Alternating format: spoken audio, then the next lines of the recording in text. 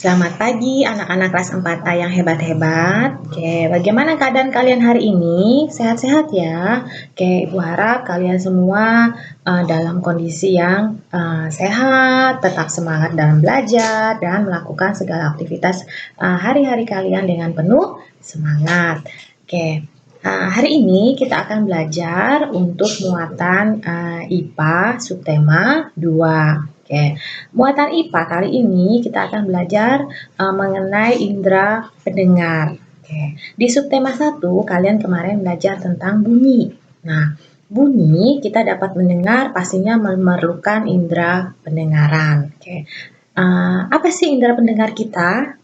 Oke, indera pendengar kita yaitu telinga. Oke, setiap hari kalian pasti mendengar banyak sekali jenis macam bunyi, ya. Misalkan bunyi suara ayah atau ibu kamu. Oke. Dari suaranya atau berdasarkan suaranya, kamu dapat membedakan, oh itu suara mama kamu, oh itu suara papa kamu. Nah, selain itu, kamu juga dapat menentukan arah panggilan suara. Arah itu misalkan dari arah kanan kamu atau arah sebelah kiri kamu. Oke. Indera pendengar sangat penting bagi kita. Ya, indera pendengar kita yaitu telinga. Selain sebagai indera pendengar, telinga juga berfungsi sebagai alat keseimbangan tubuh. Nah, telinga kita akan bahas nanti satu persatu bagaimana proses mendengar telinga kita atau bagian-bagian telinga kita. Ya, silakan nanti kalian perhatikan video selanjutnya. Oke.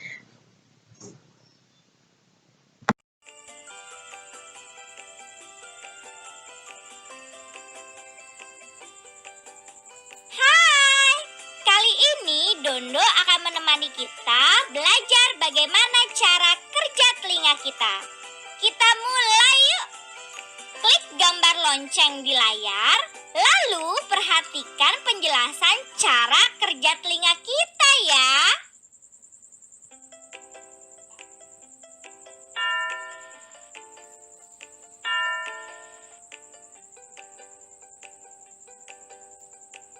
Teman, gelombang bunyi yang merambat melalui udara ditangkap oleh daun telinga kita.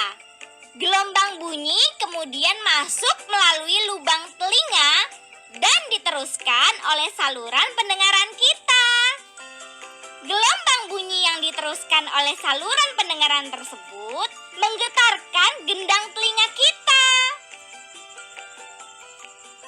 Setelah itu, getaran diteruskan tulang pendengaran kita menuju rumah siput, melewati tingkap jorong dan tingkap bundar. Selanjutnya, getaran sampai di rumah siput dan menggetarkan cairan endolimfe di dalam rumah siput. Getaran tersebut merangsang ujung saraf pendengaran yang kemudian disampaikan ke otak, teman. Akhirnya kita dapat mendengar bunyi deh. Kamu sudah paham bukan? Agar lebih jelas, perhatikan bagian cara kerja telinga kita ini ya. Dah.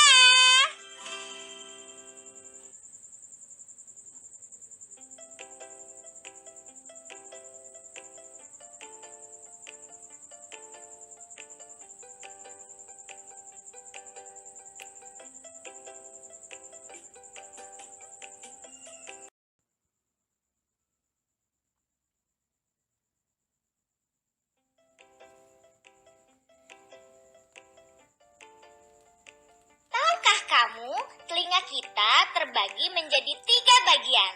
Ada telinga luar, telinga tengah, dan telinga dalam. Setiap bagian telinga memiliki fungsi tersendiri loh. Klik bagian telinga satu persatu dan perhatikan penjelasannya ya. Telinga luar. Pada bagian ini, telinga menampung gelombang bunyi, teman. Telinga luar terdiri atas 3 bagian. berfungsi menangkap gelombang bunyi, daun telinga yang tersusun dari tulang rawan ini juga dapat melindungi telinga kita dari kotoran loh. Bagian kedua adalah lubang telinga. Lubang telinga ini terletak di pangkal daun telinga dan berfungsi sebagai tempat masuknya bunyi ke dalam telinga kita. Bagian ketiga adalah saluran pendengaran. Saluran pendengaran merupakan penghubung lubang telinga dengan gendang telinga. Saluran pendengaran ini berfungsi untuk meneruskan gelombang bunyi ke gendang telinga kita, teman. Klik bagian telinga satu persatu dan perhatikan penjelasannya ya. Telinga tengah. Pada bagian ini, gelombang bunyi diteruskan ke telinga dalam melalui tulang pendengaran. Telinga tengah terdiri atas gendang telinga atau membran timpani. Gendang telinga ini berupa selaput tipis yang peka terhadap bunyi loh. Gendang telinga berfungsi menerima gelombang bunyi yang ditangkap daun telinga. Gendang telinga kita akan bergetar saat menerima gelombang bunyi, teman. Tulang pendengaran. Tulang pendengaran terdiri atas tulang martil, tulang landasan, dan tulang sanggurdi. Ketiga tulang ini menghubungkan gendang telinga dengan tingkap jorong yang berada di telinga dalam. Tulang pendengaran berfungsi untuk meneruskan gelombang bunyi dari gendang telinga. Saluran eustachius merupakan saluran penghubung telinga tengah dan rongga mulut. Saluran ini berfungsi untuk menyeimbangkan tekanan udara di dalam dan di luar telinga kita.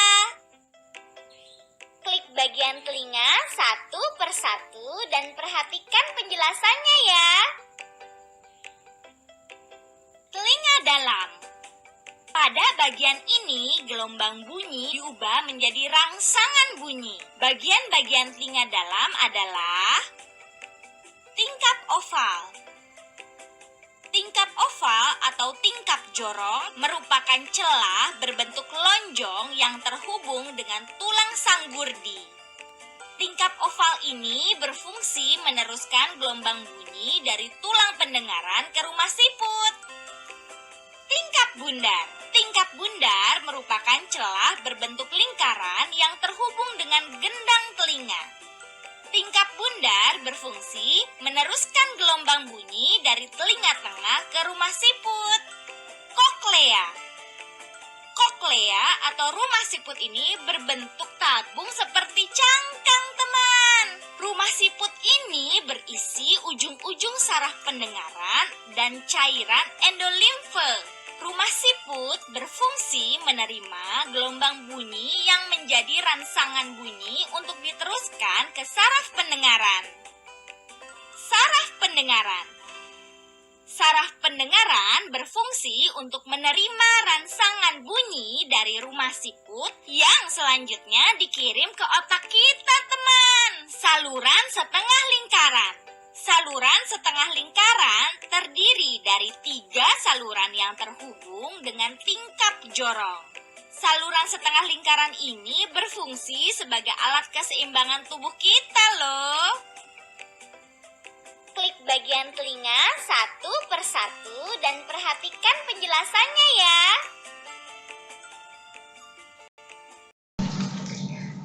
Kali ini kita akan membahas tentang gangguan pada telinga dan cara merawat telinga. Oke. Orang yang mengalami gangguan telinga, pendengarannya pasti akan berkurang, bahkan tidak dapat mendengar. Orang seperti itu disebut mengalami ketulian. Oke, mengapa ada orang yang mengalami ketulian? Oke.